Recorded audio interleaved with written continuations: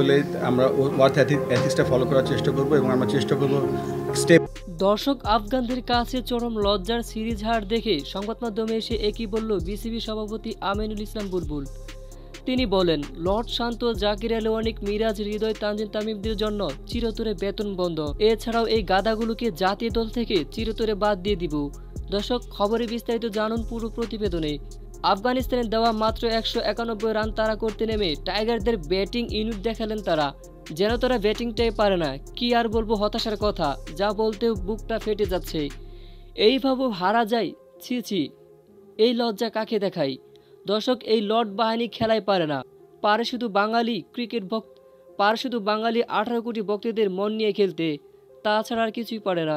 দর্শক, এই ম্যাচে আফগানিস্তানের বিপক্ষে 109 রানে অল আউট হয় বাংলাদেশ, যা এই ফরম্যাটে আফগানিস্তানের বিপক্ষে বাংলাদেশের সর্বনিম্ন রান, যার ফলে দাপুটে সিরিজ জয় নিশ্চিত করেছে 2-0 ব্যবধানে এগিয়ে থাকা আফগানিস্তান। তো দর্শক, আপনাদের কি মতামত বাংলাদেশের লর্ড বাহিনীর এমন চরম লজ্জার খেলা দেখে? তা অবশ্যই জানিয়ে দিবেন আমাদের ভিডিওর কমেন্ট বক্সে। ধন্যবাদ।